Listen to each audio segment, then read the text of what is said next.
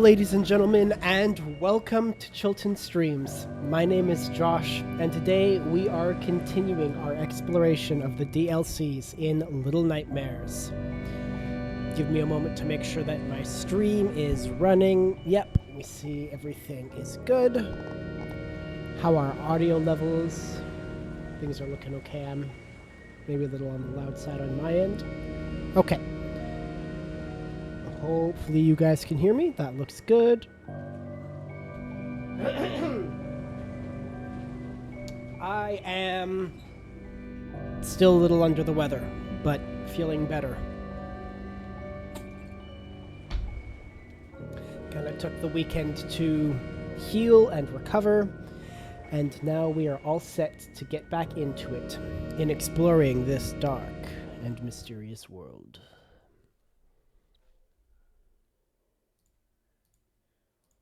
Try to bring my screen to the forefront.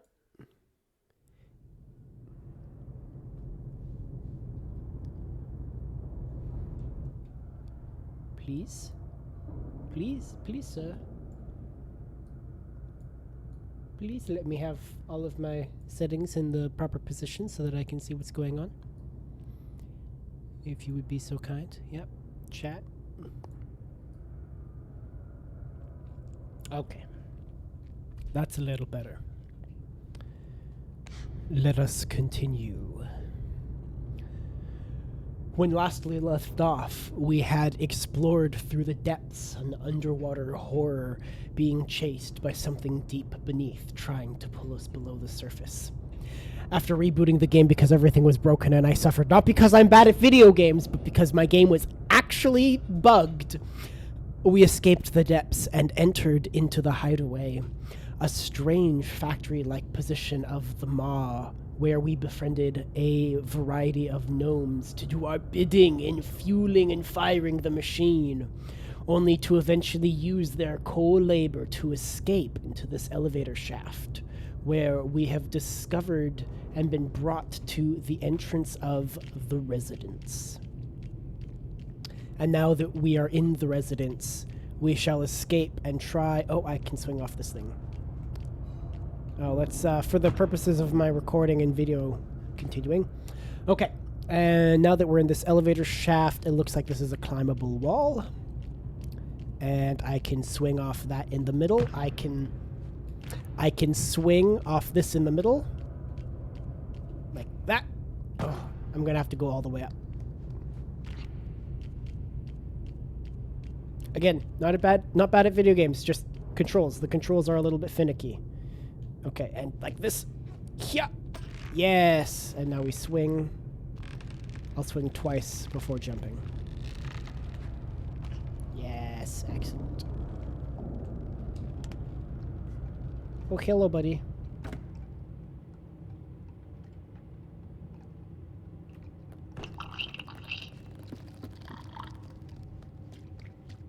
Look at how big the book is compared to me. That's pretty wild. The scale of the game really does make you feel just like a little mouse. Ow. Okay, what do you want me to look at? Because it's like, it is pushing me up and throwing all over the place, and I swear I am not doing that. Can I go over here? Ooh, I can. Okay, that is the elevator. This is where Light came up, or whatever the main character of the first game's name is.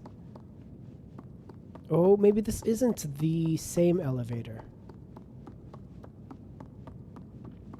It could be. I wonder if this is right before the final boss battle? No, but this isn't quite the same. We're on a different floor of the mistress's parlor. Oh. We have actual pictures of her.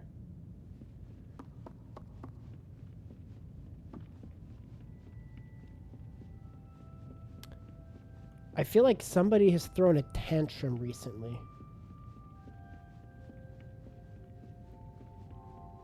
Alright, that's...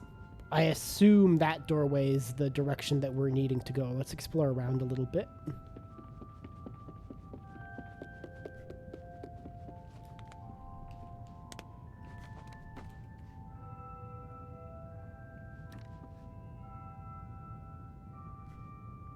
Can I climb this bookshelf?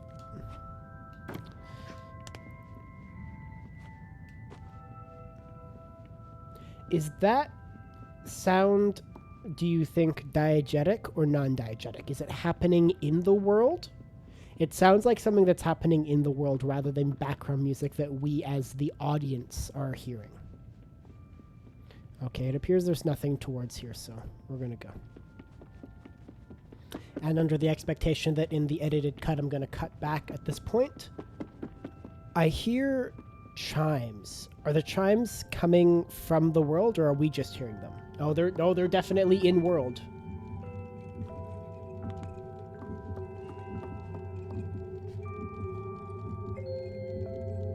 She has dolls too. Okay, I have to see if she's gonna kill us in the same way. At least they're consistent.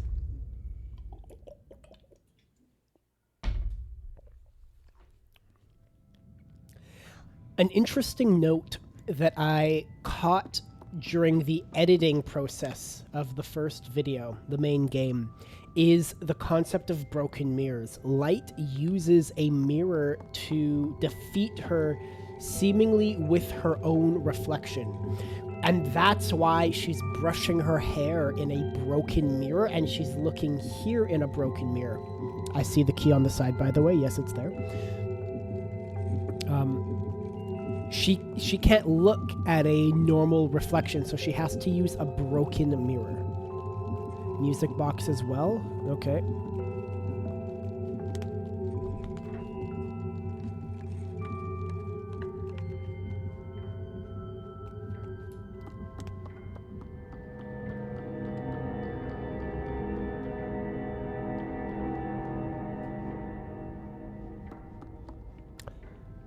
Oh, interesting. That is a scripted event.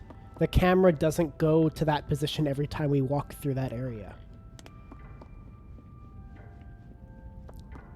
This eye is like a biblically accurate angel. Can I roll on it like a globe? Yeah. Like a ball of eyes. I don't remember what angel corresponds with what visual. I think the seraphim is like the cluster of wings with eyes, and the cherub is the ring with the eyes. I would tell editing Josh to... Secrets? I would tell editing Josh to put in images of that, but I know currently how much of a pain it is to do that. I'm still figuring out DaVinci. So we're not. I may, in fact, cut that whole thing out of the video, and only you on the stream and you in the VOD watching that will even see this. Alright, well, let's go up. I have that key that's there, but I don't even know what the key unlocks, so there's no point dying. Safety hazard. There's no point dying to get a key that I don't have a door to open. So we need to explore around first.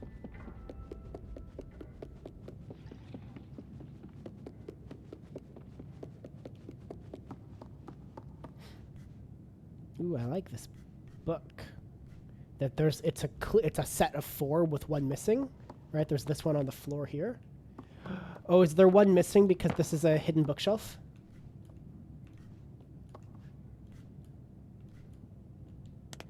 Come on, look, we have drag marks on the ground. We have a set that reflects our light. It's gold. Like there was a bit of gold up above that catches attention. If we put things back, will that work? Like I can see a few places for bookshelves. All right, there's 1. I was merely just saying that for the purposes of a library, I like when the spines of books are like matching sets. Oh, that's not the right one. It must be this one here then. Put that in? Nope. Oh, is it the one above? I said the light is catching a book above. The camera pans up here when you walk in. Yeah, and that caught my attention. Good game design. Man, these guys, they know what they're doing. Can I? There we go.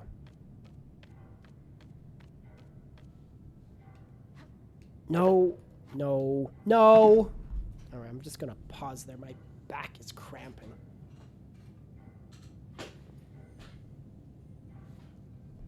Slurp for knowledge. Okay, knowledge has been given, and the knowledge has granted me that we should move this ladder. I think moving it is the solution. And now we climb it. And now we climb it, and there isn't a box in the way. Yeah. Climb over the box.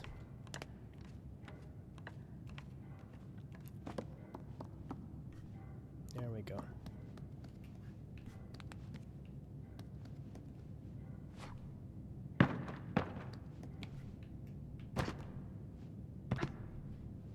Parkour. Yeah, this looks right. Kind of got a V or like an M in the middle. Oh, it's triangles.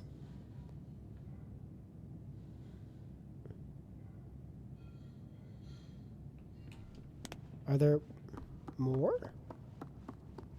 Oh, okay. Yeah, I see one there. That's where this one goes. Ah, there we go. Cool. And now we get to find out if this is secrets or if this is intended game design. By the lady statue on the table, I'm going to think it's secrets. Do we break you? Well, that was anticlimactic.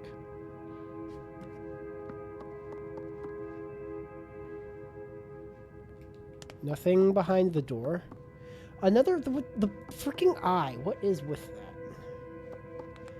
So we must need this lady statue for some other function.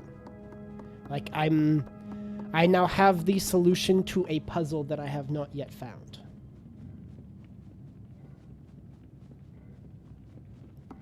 I would think that there's something else in the room, but thus far the game has not been quite so coy about its solutions. It's usually quite direct.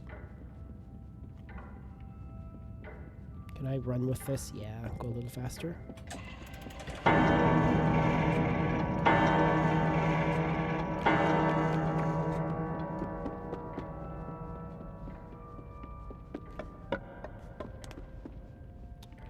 That's maybe not the best place to leave that. Pick it up. There we go. Let's leave it in the light here and go check this room out.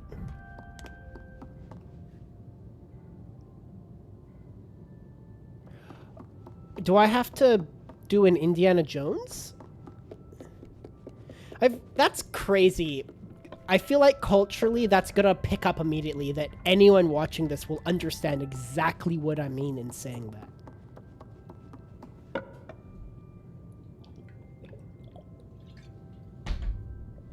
Okay. My assumption is that I don't actually have to hot swap them, that I'm gonna pick this up and then something's gonna happen. And then I need to put this other one on to undo the thing that happens. And that this is actually the thing that I want.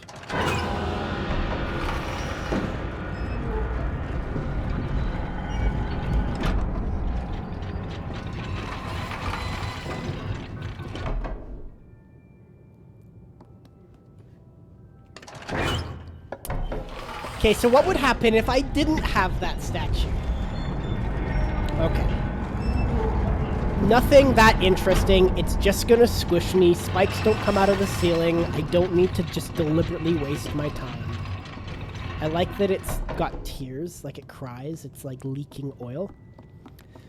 I'm putting a lot of unnecessary likes into my statement.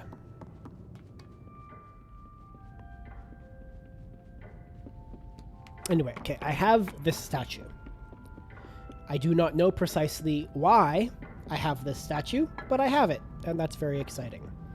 Let's use our found knowledge of moving ladders to scooch this over and climb it once I'm clear. I am really excited to edit down these videos as well. This will be a second video, of course, because you can see so much more after I color grade the video footage. Without the color grade, it's gray and washed out and everything's dark. Okay, we have the key. That's good. I don't think I can climb without the key, though. Or rather, I don't think I can climb with the key. I see 3 mirrors and 3 eyes in the ceiling, as well as an eye on the wall here. So I'll have to assume... Oh! This is the safety hazard and how I get up and down. A little elevator. That's cute. Okay, I'm gonna leave that there. I don't know if it needs to go up. We'll just go up or down. I assume up. Yeah, just between floors. Good sound design on that. I'll have turned the volume up a little bit so you could hear that clearer. Okay, so 3 mirrors, 3 eyes, and a button and a lever. Well, let's see what the button and lever do.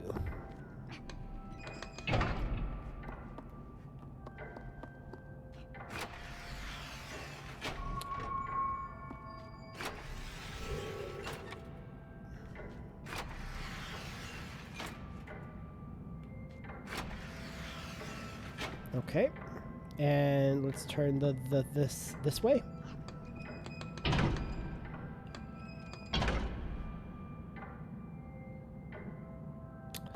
Okay, press and then pull. Oh, it switches which axes is being manipulated.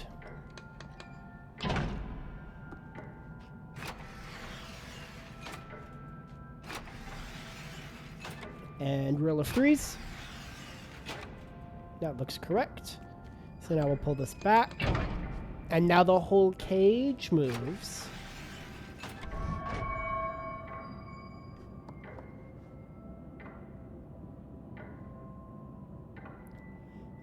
And what precisely did that do for me? Nothing. So like I can pull the lever up. All right. This is now the second puzzle I don't know the solution to. Son of the madre.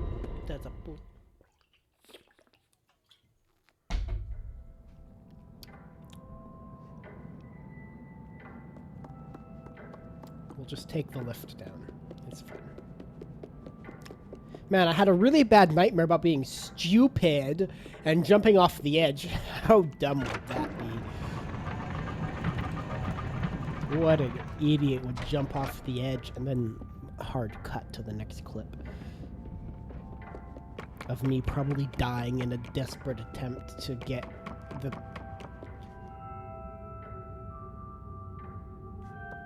Did I put that statue there?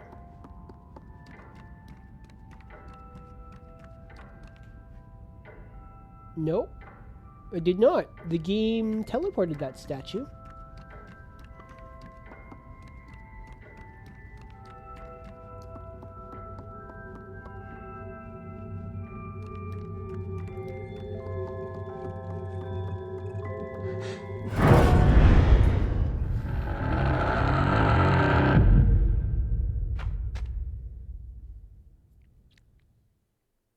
Well, now we know who the idiot is. There's your hard cut, Josh.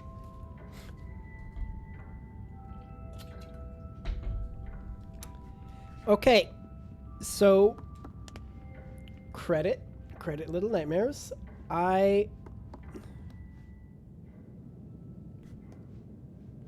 There are shapes on the floor. There's a puzzle in here I missed.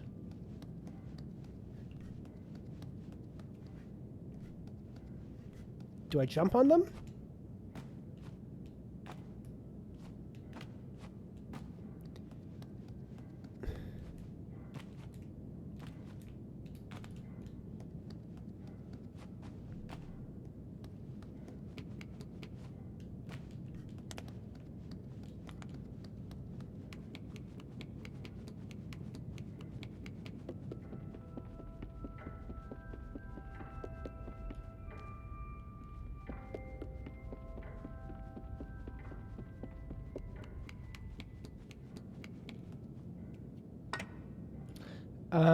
Square statue on the square base.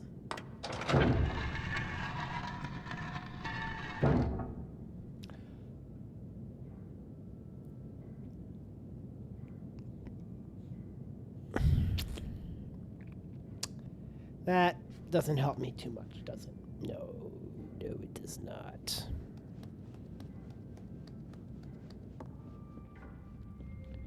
Do I need to somehow find 2 other statues?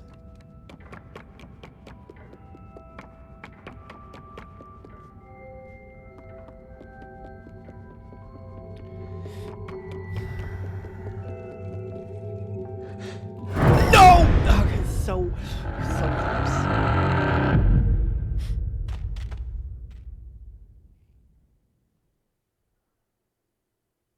I keep going in there because I'm thinking that we have to turn off the music box.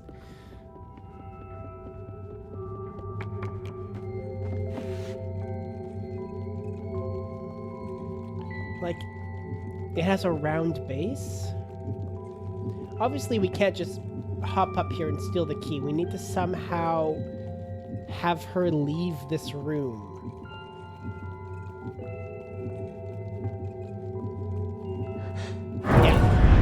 So she has 2 like target zones around her. She has the boundaries of the room, which if you enter without sneaking, she kills you. And then she has the boundaries of like her nook in that room, which if you enter at all, she kills you. This feels significant.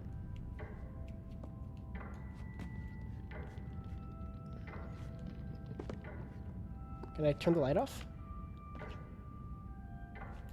I'm gonna say no.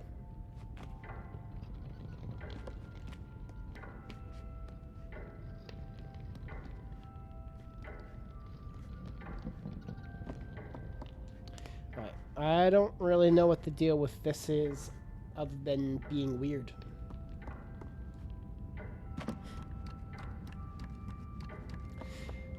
So I must be missing something.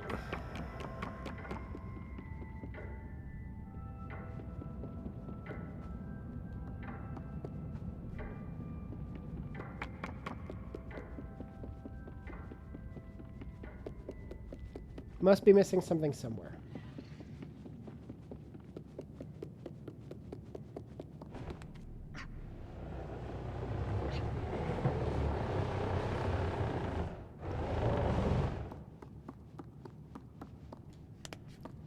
And I don't think that something is in here.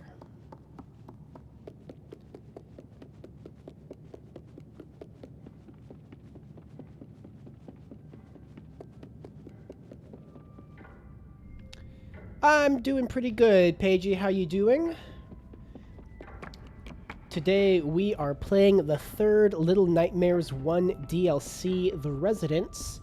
I am currently trying to steal a key from this scary Komodo lady, and the only lead I have is a variety of statues, which are held in a lower room. They're statues just like this one. And I appear to need 3 different statues with 3 different base shapes. That was the square statue. I had to retrieve that wooden one in order to retrieve that. Otherwise, Indiana Jones traps you and the ceiling drops and crushes you, so you have to hot swap them. I believe this is the lock that I need the key for. I solved this puzzle by turning the lenses to blind those eyes in the ceiling.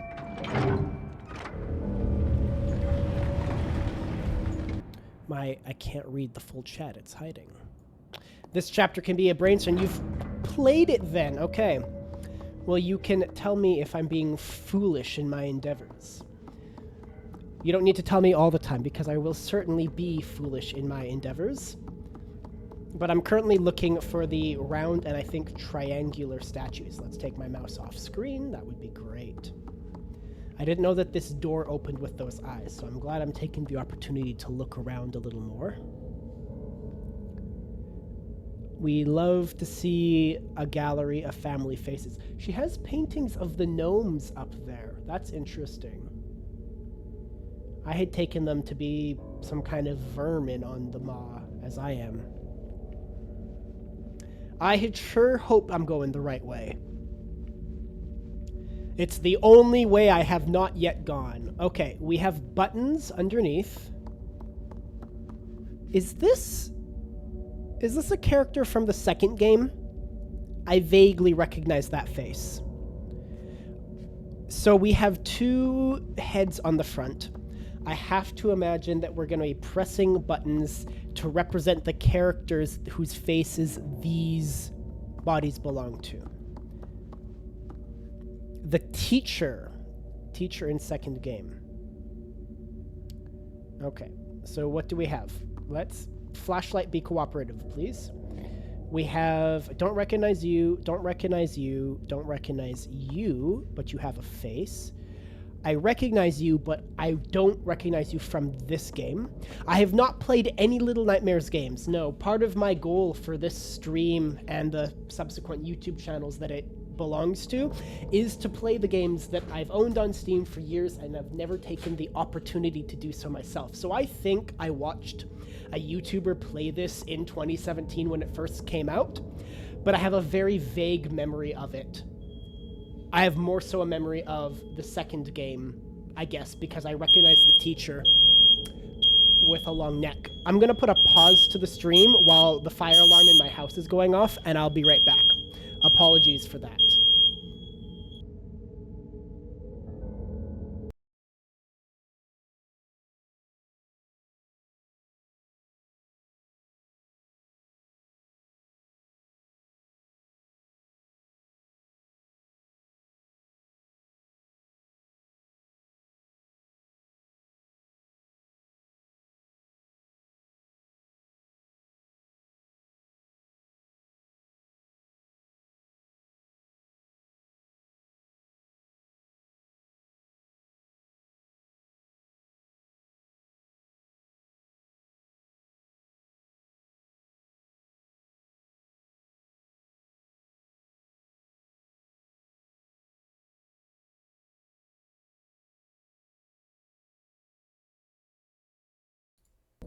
Nothing to be alarmed about, just some smoke from an external barbecue and an open back door. Okay. And I don't want the beeping on the stream. So yeah, I've never played any of these games before. It's first time impression. If you're wanting to get caught up on the first game, the VODs are on a YouTube channel of the same name, Chilton Streams. And in early January, I have the edited video play, which is about an hour and a half, and that will be going up on Chilton Games, also spelt with a Z. Is there a punishment for incorrectly guessing the faces? I'm currently led towards these two, as they're the most facely. So let's press it and see what happens. Okay, you're lit up. And this is lit up. It's surprising that there are no characters from this game. I was expecting more to happen. All right, well, with no immediate punishment and death, we'll turn all the frames on until something happens. And seeing them lit up like this is... Do we only get 4? Or is there a specific order? 3, 4, and a 5th doesn't work. Yeah. Interesting. All right, well, let's look around a little bit more for clues. We have that wall of family portraits in the other room. Yeah, game cue. I want to experiment a little bit with the mechanics before I get into the game cubes. We have other statues here with their heads also removed. And we have the wall of paintings. I want to look at the statues first.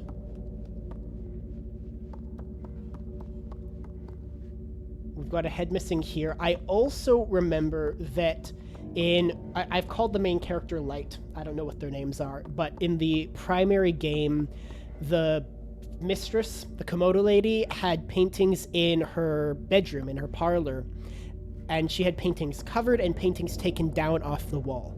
And she obviously has an issue with mirrors, so there's this idea of faces that is pretty important to the game and the characterizations. It appears that everyone is missing a head except for the likeness of our main character, including this one, which does appear to be a likeness of the main character. Do we have any matching faces in the portrait?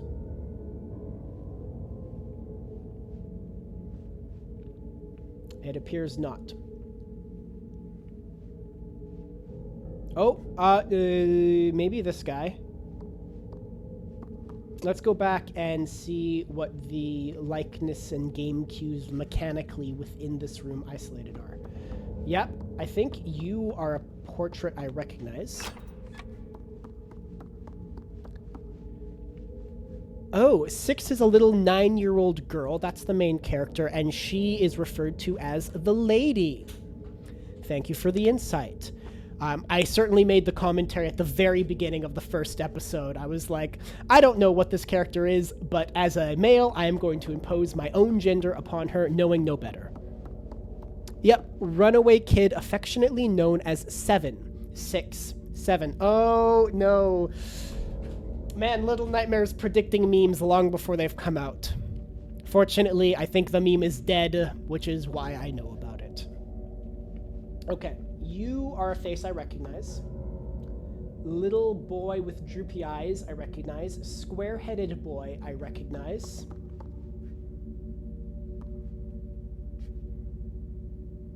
And triangle head lady?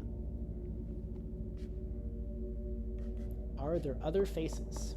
Well, let's turn on those and see if anything happens. We've got the 4. Droopy eye boy, square head man.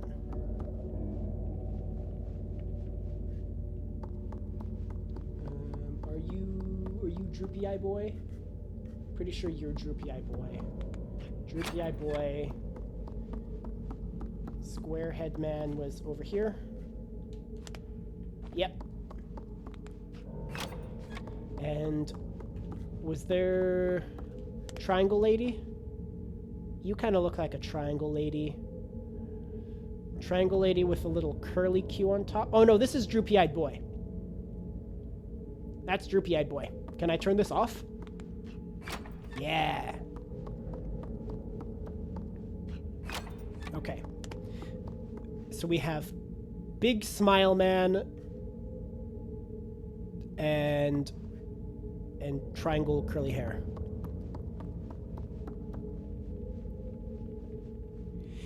Having the characters have numbered names is more universal than Deidre and Ahmed. Are you putting place standard names in, or are these representations that like the developers have mentioned? Oh, we've got triangle curly hair lady. Oh, and we have black hair boy. Okay.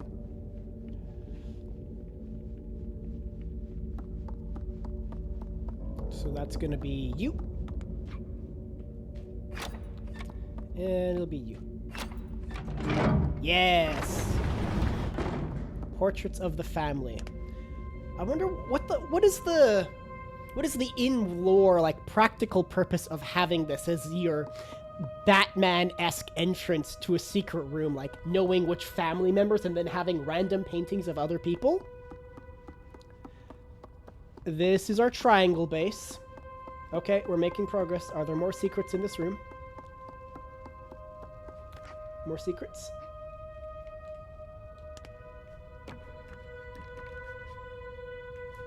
I expect there are no more secrets. The game is usually pretty direct at the purpose of an individual room. I guess we'll take it and run. I see 0 consequences in doing that. I was wrong. There were consequences in doing that.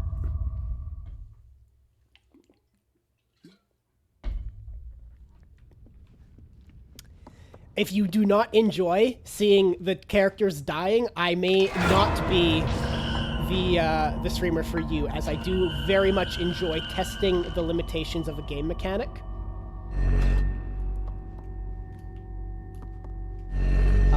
And seeing, like, in the first game when you're in the kitchen, I spent a good 10-15 minutes running around the kitchen. Man, I really gotta work on the timing. Would it be better for me to throw it and then run to it? I could maybe try that. Anyway, I spent a good 15 minutes in the kitchen trying to die in every possible location to see the various animations that the cooks would get in initially killing me. He'll look away, and then I can throw it.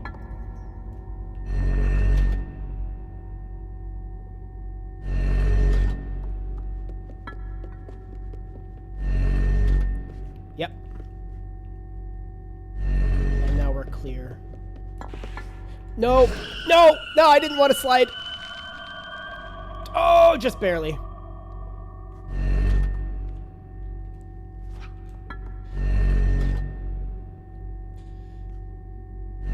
I do see that there's other statues, but... Well, the chef is the first character that actually kills them. The other characters just grab them, and it's like, okay, what are you gonna do to me? But, the chef actually puts her up and takes a knife and pulls down, and then it kind of fades to black.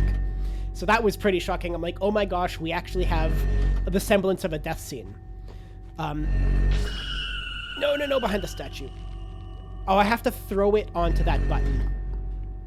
That's what it is. But a lot of the characters, especially... I was calling him the doll maker, or the arm man, but I think he's called the janitor. He has a lot of sequences, like capture conditions, where he just grabs you and you're like in the middle of nowhere. It's like, okay, now what? Now what are you gonna do? It's not like they're eating the character immediately. Roger looks after the children and makes toys for them. He sends the sick and injured to the chefs. Oh, in barrels. So Roger is the character I'm referring to as the janitor or the doll maker. He makes them toys because he's the caretaker. That's Stephen. Seven flees from the janitor at the beginning. It's not quite the same.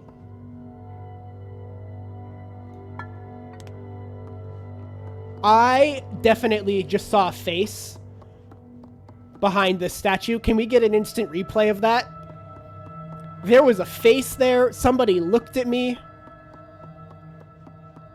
Oh, the janitor has a name tag written in Old English. It spells out Roger. So there's where their names. Look at the lore. I love deep dives into lore. Oh, I hear whispers now.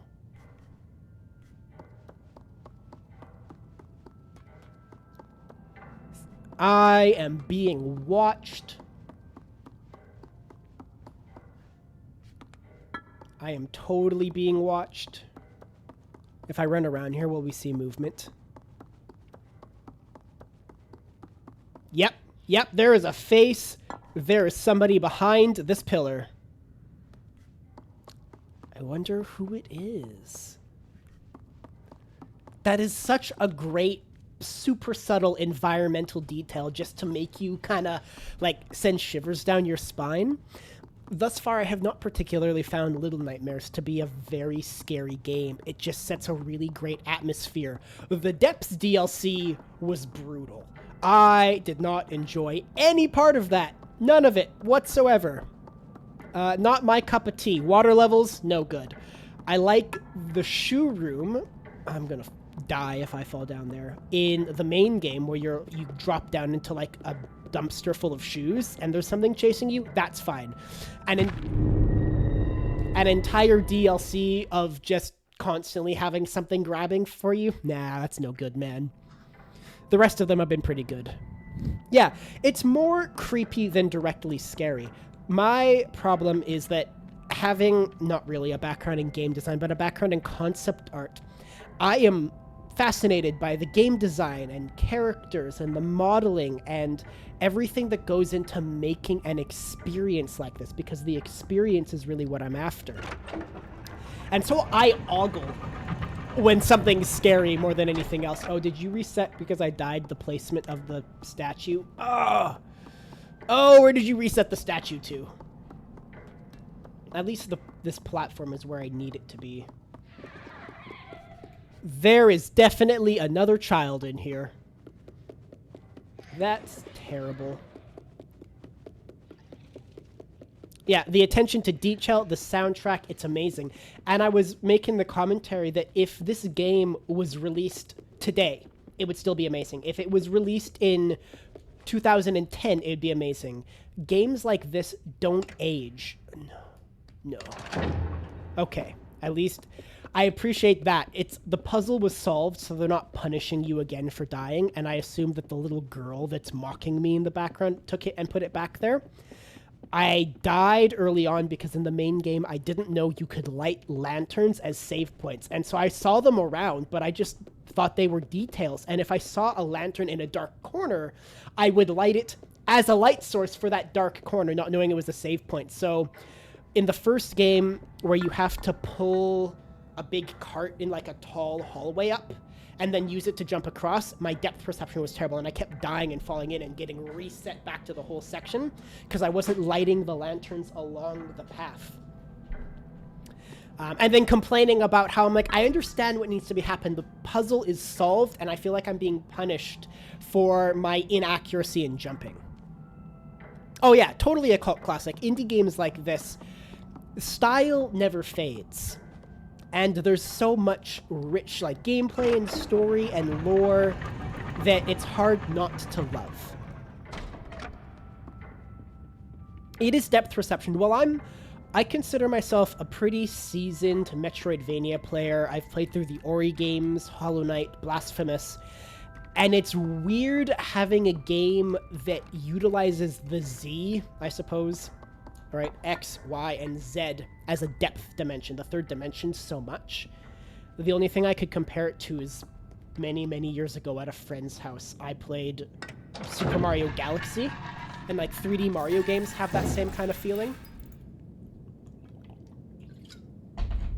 And so yeah, the depth perception of knowing I'm gonna land here compared to knowing I'm gonna land here is not particularly great, because the camera doesn't sit flat against the screen. Like my background, everything's at a slight angle, and especially because we're in some kind of a ship, the camera moving back and forth doesn't aid in the idea that I can't press forwards or background. It's like slightly down and slightly up in the actual like joystick actuation.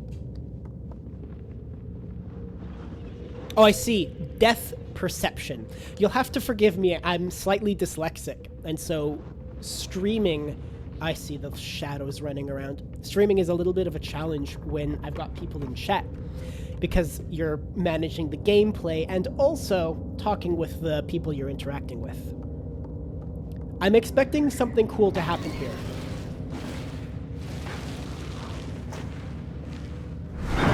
Oh, come on. I'm just like lazily waving the flashlight like, please die. Please go away. All right, let's try that again. Aim the flashlight with right stick. I know. There we go.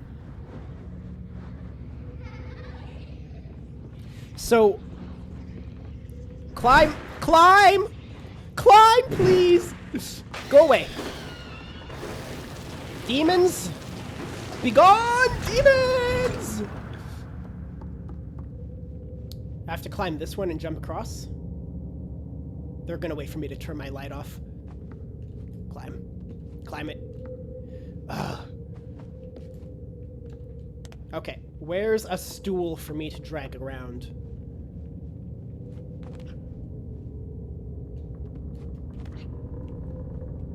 There we go. Alright, and the lights. There's no way there's just 3. Well, Until proven otherwise, we're gonna sprint our butt straight towards that other room. And hope desperately that the camera will cooperate during our little jaunt.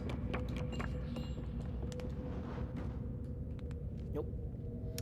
This game and carrying items upstairs doesn't interact. I had another viewer that was saying I've got kleptomania because I have a tendency in the game to grab an item arbitrarily and be like, hey, you're staying with me forever, and I'll just wander around the level as far as I can, carrying whatever lamp or statue or arbitrary thing I can find. Because if the game lets you pick something up, it must be important, right?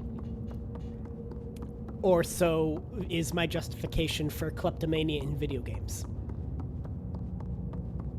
But I had a scene where I'm like trying to carry a lantern up a staircase and the game was not having it.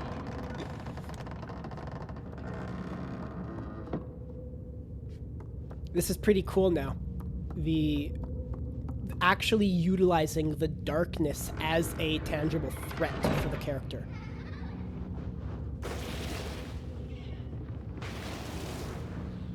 This is what I was hoping for.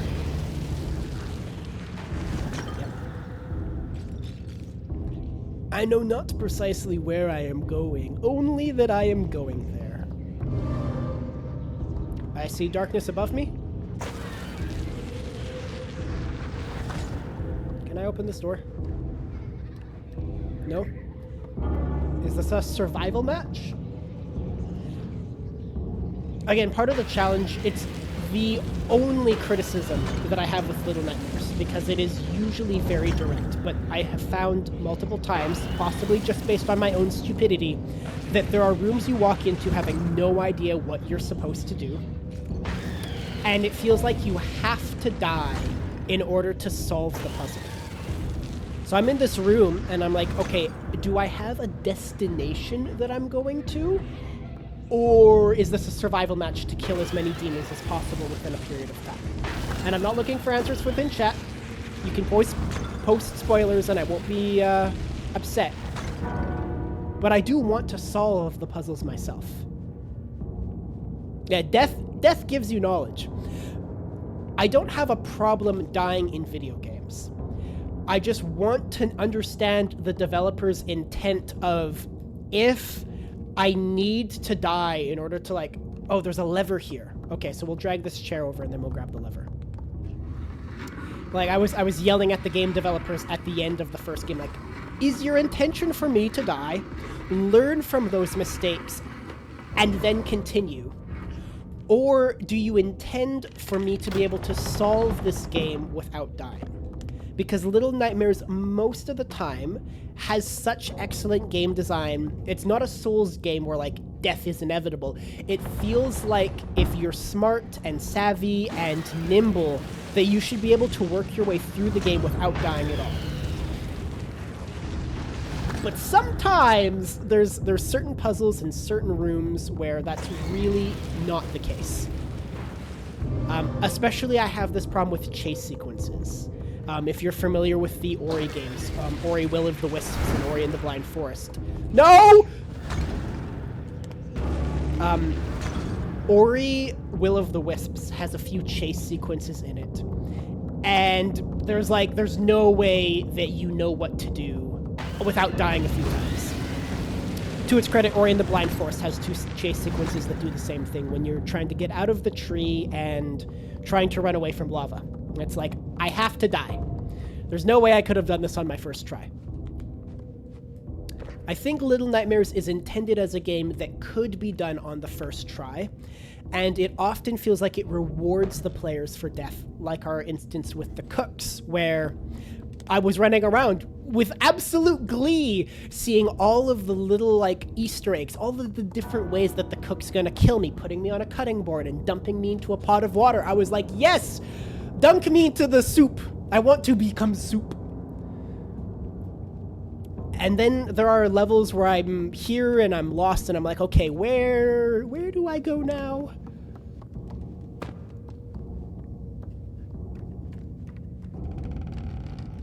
Finish the game in under an hour with no deaths is a speedrunning achievement. That's going to be one of those 2% unlocked achievements that I saw on Steam after beating the first game. I am certainly not a speedrunner. I could see Little Nightmares being a game that I would speedrun, like, I would do it on stream casually in an hour. Can we beat Little Nightmares in an hour? I've certainly beaten, like, the Ori games in under an hour. So this is a game tangible for that, but I'm not the type to go at a game over and over and over again and micromanage the whole thing. I like finding unorthodox solutions to puzzles and then trying to do those, like, break the game in some way by doing it too fast. So when I first encountered Roger, light please, come on. I didn't, like, sneak past him. I ran straight between his legs in the first room. Same thing for the cooks. There was lots of instances with the cooks where I'm like, I know that it is intended for me to sneak past you and go under the tables. I would prefer to just run straight through the kitchen and dodge you. All right, lights. Lights! Lights, please! That's totally my fault for pressing A instead of B. Yeah, time is possible. It's the not dying part.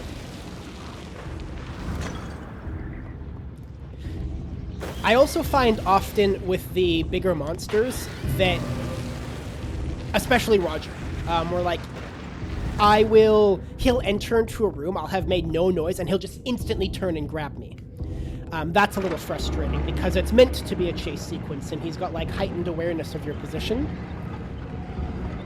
But it's still a little bit of an instance of the game punishing a player when it doesn't feel like they necessarily should. This DLC has probably been the best of them. I really liked the hideaway. I loved the mechanical idea of, come on, buddy, of, like, collecting these people and using each room and each puzzle as a way of building up towards a greater goal. That was really cool. And I like this back and forth timing of, you've got this thing and you're sort of fighting against the clock. Like, you're defenseless while you're opening this door. And you've got these things in the darkness after you. Come on. Come on! No!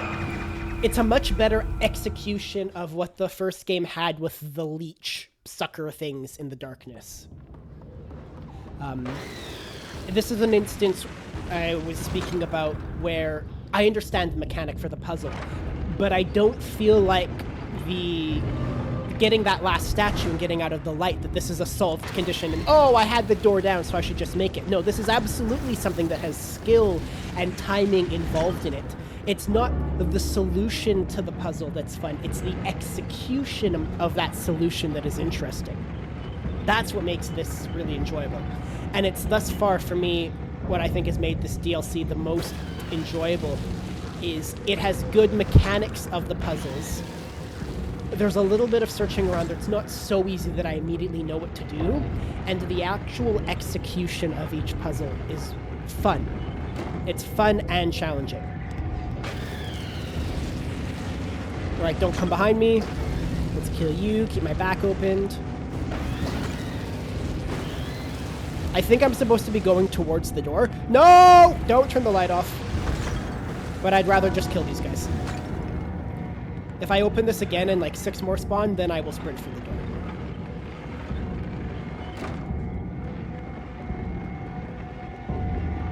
Okay, climb.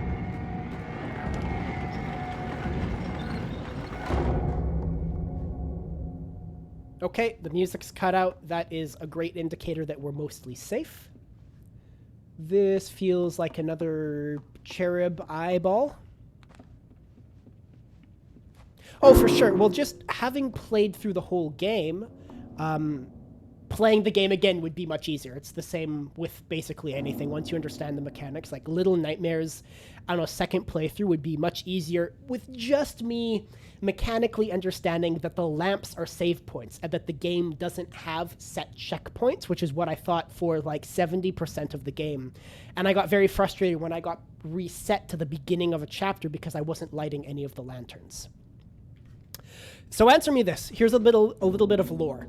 This island is the top of the ship. I came across like a post. I'm not knowing this for sure. The ship is called the Maw, And I worked on a cruise ship as a photographer for many years. So at the beginning of the game, I was imagining a giant vessel. But this is more like some kind of Howl's Moving Castle Studio Ghibli-esque tumor attached to the bottom of the sea that can raise and lower.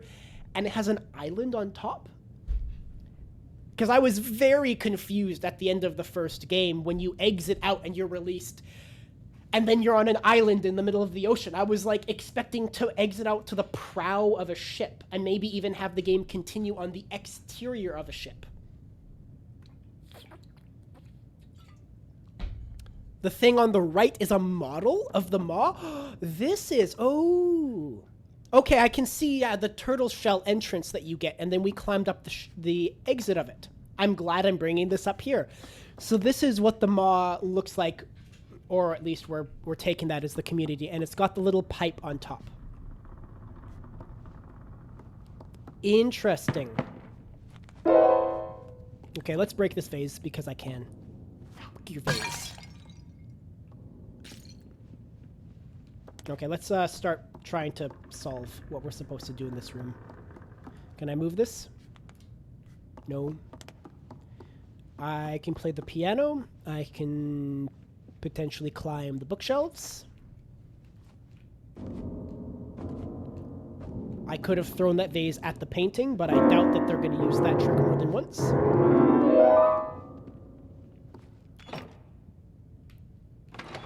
Oh, there we go. And this is our last statue.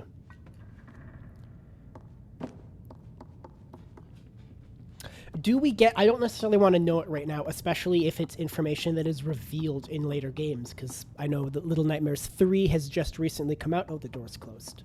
Alright, well now we have to get out of here with this statue. We must be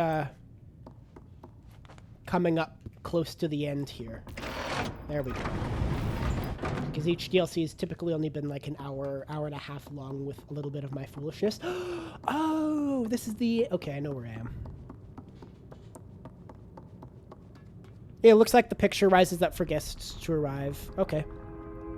But it reminded me, again, I mentioned Howl's Moving Castle. Where am I? There I am. It reminded me of Howl's Moving Castle for like, I saw accidentally a piece of concept art because I need thumbnails for the videos. And the interior, like chapter 4 of the main game, I'm like, this is Spirited Away. Like, this really feels like the bathhouse. I wonder how inspired the games are, like the developers were for Studio Ghibli films, or if there's any lore that gives us more information about who, why, when, how built this thing. Like, it's fascinating, and I get full enjoyment out of the game not knowing those things, but there's the natural questions that's presented. The entire game like takes place in this superstructure that would be nearly impossible for us to build now. So how has it come to be? Why is the world like this? Where do you get children? Am I small, or am I a normal-sized child? Like, am I a 2-3 feet tall, and the world around me is just massive, which makes the maw even that much more extreme. Okay, there was a chapter 4 influenced by Spirited Away. That's a confirmed thing by the developers. I am expecting this character to die at the end of this chapter. We know that the game takes place during the primary campaign. Yeah, like this, that also kind of Spirited Away feeling. It's actually a little bit, it looks like my Court of Owls mask.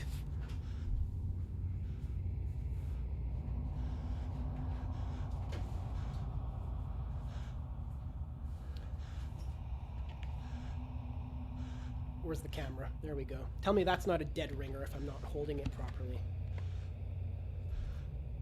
Oh, heck.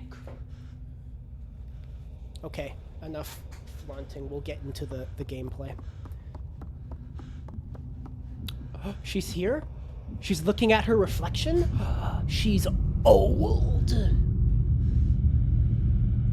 Her face is also, like, melting and contorting like the other characters.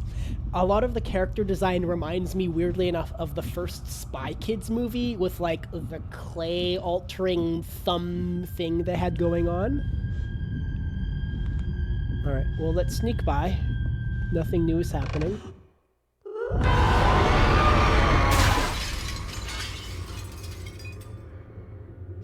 I saw her. That's awesome.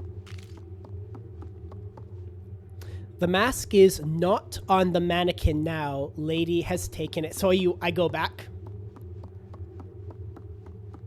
Yeah! Oh, that's so good. Thank you. I wouldn't have thought to check that out. What a great call out.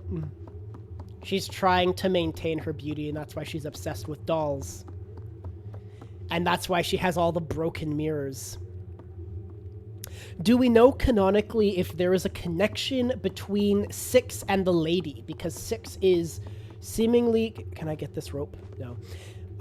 The final boss fight, the confrontation with the mirrors, there's this repelling force where you're pushed back. Is there like a psionic connection between the characters, or is she producing a wave of force? Because 6, of course, then drinks her blood and consumes her power or whatever. Which is, I made the comment, I'm like, yes, consume her blood, and then she did. I should probably run. But I don't really want to. Can I go back and die in some horrible way? I'm glad I'm not afraid of mannequins. Like, this would be pretty awful if I had that. No, okay. Okay, we'll play the probable chase sequence.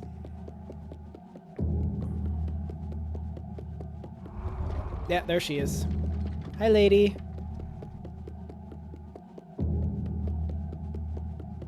I would put my mask on as well, but then the audio is going to get messed up. Secrets!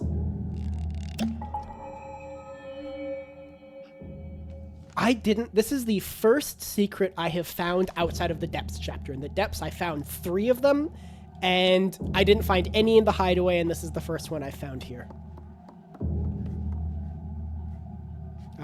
Do we climb?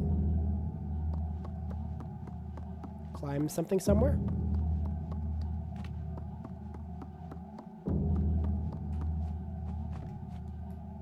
Oh, come on, you could totally reach that.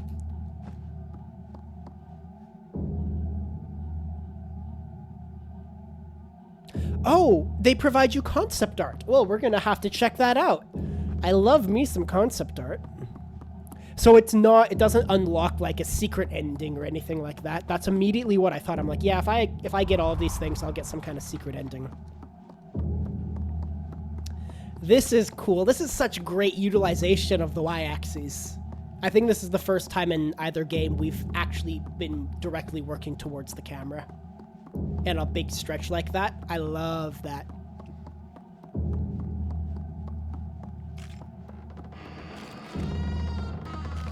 Such powerful visual concept design. Do these have blood on them? Or rust?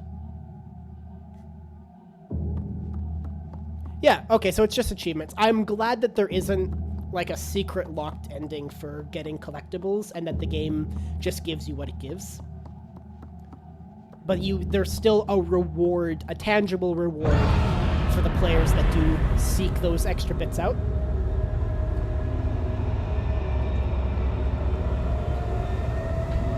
Slurp for courage. Yeah, you're dead. I'm like, there's no way that this ends. It isn't death. Especially after you see her true face. It's great for us as the audience.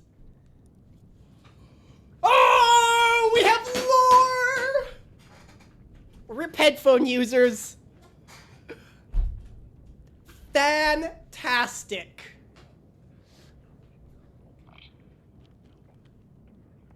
No wonder they're so skittish. It is her power that creates the gnomes.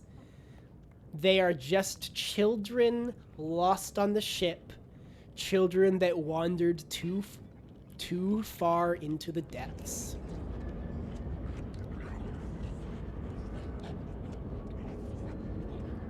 That's brilliant. I'm glad that we're given... Oh, I don't have my flashlight anymore. Can I jump? I can still jump. I can jump, but I can't make this jump. I'm gonna fall. Yeah. I'm glad we're given an explanation for what they are. I've been calling them gnomes as well. But do we have so much meat. Where does all the meat come from? Where do the children come from?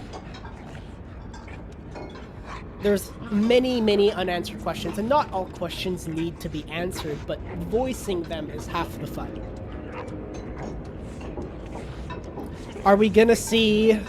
I was gonna call them light again. Are we gonna see 6 doing stuff? Because that would be pretty exciting. I am happy, a little surprised, but happy that the game didn't just end immediately on death. And that death isn't the end, that this is perhaps even a crueler punishment to be left in this form.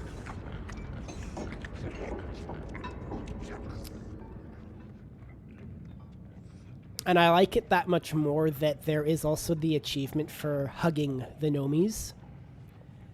As the... Are they called gnomies? I'll have to check the menu.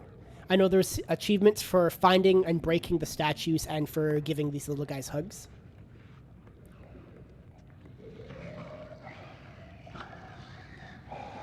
Do I go through the hole in the floor? Probably. Yeah. Whee!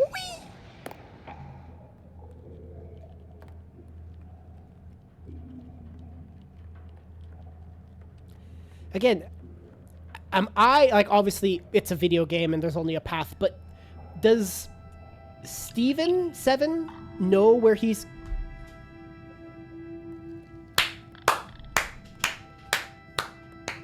It's not even in my control anymore.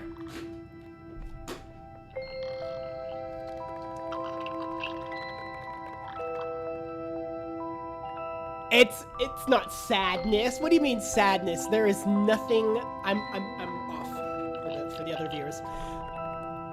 Nothing but joy. Nothing but happiness and elation. That his last moments for the kindness that was done to him was spent in kindness to another. We're not, again, it's not confirmed definitively that why is 6 afraid of 7? 7 should be afraid of 6. We'll meet, I missed that. My clock was in the way. Can check it back on the recording. Nope, missed it on stream as well. Yeah, the DLCs connecting into the main game, they do that perfectly, and they give you immediately. I was like, okay, this has to be happening before or during the main game, because the girl at the beginning we get the flashlight from throws down the line. When I first encountered that towel rope in the main game, I'm like, okay, we're clearly literally and figuratively following in the footsteps of someone else. So I knew that they were coherent in some capacity, but that you actually see 6 kind of throughout the game and like capturing on the eye cameras and that kind of stuff, and now leaving it on the cliffhanger suggesting that you are the gnome that is consumed at the end of chapter 4. That's really great. I can't think of any other game that has DLC where you play as a separate character interacting in the world. Man, my stream latency is fantastic, which is terrible for me because I can't watch back. There was a man on screen. Teaser for Little Nightmares 2? Okay. So at that game, they knew they were making another one. Eventually, I'll play Little Nightmares 2. I think I have it on Steam. Let's see.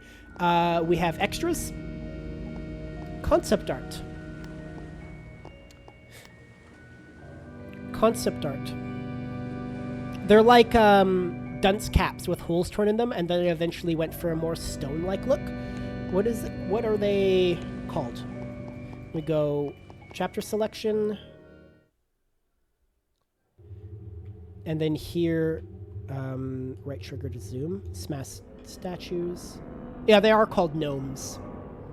Hugged gnomes 4.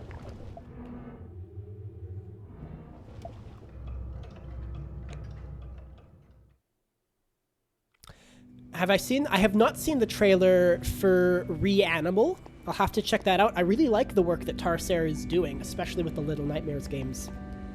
I'll have to check that out at some point, maybe add it to the stream wishlist and the ever-growing Notion database of all the games I'm going to play. Okay, let's check out the concept art. So we have the gnomes. We have 6 and a meat lady. This is presumably the same lady that we had in the pictures. In a bathtub. Hints for the bathtubs. This was the worst. Burn it with fire. I would offer to drown it, but clearly that option has flown the coop, so fire is the only solution. I was really hoping it was gonna be some horrible fish person, but the fact that it's like just kind of a droopy old guy makes it so much worse. Free demo. It'll be released in February. That probably is gonna be going on stream then. Designs for the children. I'll have to check out the demo.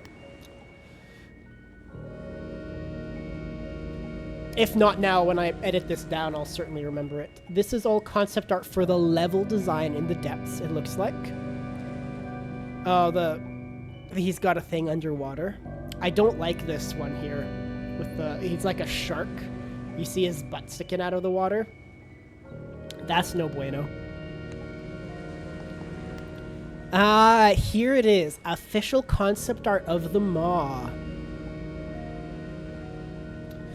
What is this, blue whale to scale? Like, yeah, it is immense. And honestly, I actually don't think that this tuberous structure is big enough for the inferred interior level design. Again, this is somebody I've been around megastructures and cruise ships, and you don't have vast open scales like that. So like the individual levels are possible, but the scenic bits are like a little bit harder for me to believe. So I wonder, looking at this, you have this suggestion of either propulsion or pollution that the maw, I assume named from this kind of mouthy thing, is using this as propulsion to move itself through the water, or it's just polluting that into the ocean. I'm going to suggest more that this is pollution, as it's got all this rope and anchoring here, and this is how a ship anchor works, a sea anchor. The anchor doesn't, well, it can, but its function is not intended directly to grab on and hold to anything at the sea best. It is the combination of the anchor and the tons of chain that drag along the sea floor and then hook up to the ship. And it's just the sheer weight and mass and friction of chain laying along the seabed, dragging up to the ship, that holds it in place. This looks like it's the tuber is weighted down to prevent against the pollution from moving it anywhere, that it is locked in this position in the ocean. I wonder how it rises. The idea that there's like a water line here, that ships can come and go from it. What system are they using for buoyancy? Or they must have like massive internal water bladders. Sorry for hitting the microphone. They must have huge internal water bladders to raise and lower.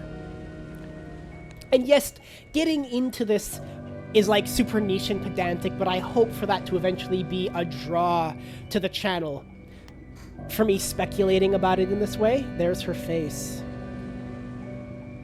Left stick to browse. Oh, you can flip back and forth. I love this like back of the napkin kind of concept art.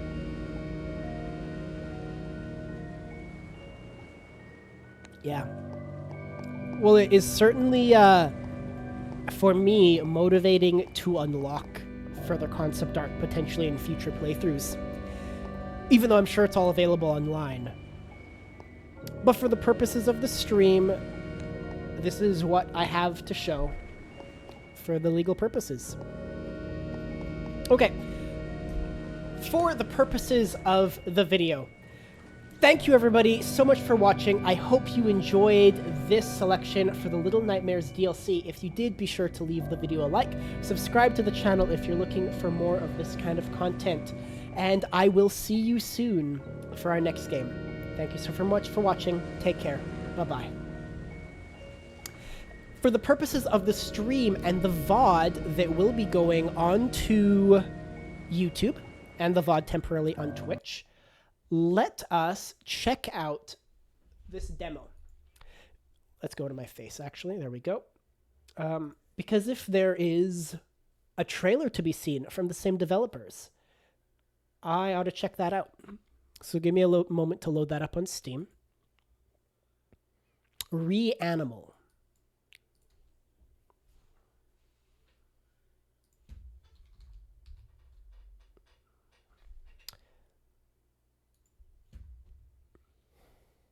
Yep, Tarsier Studios and published by Amplifier. It is looking very similar to be somewhat of a 3D platformer. I'm going to add the demo to my library and let me switch up to have Steam as my input. There we go. Okay. So this is Reanimal. I'm going to have to check out that demo. That'll be an in-between. I could potentially, let's see. So part of the purpose of this channel, I like playing a variety of games. I don't want to get shoestrung into doing a single thing. So every Monday and Friday, we do a minigame Monday and a factory Friday. Because I like factories and I have lots of minigames that I've acquired on Years of Steam that I've never played. The other weekdays are used for campaign purposes. So I'll be playing something like Little Nightmares. I've got BioShock lined up. Eventually I might get into The Witcher or playing Metroidvanias like Ori and Hollow Knight.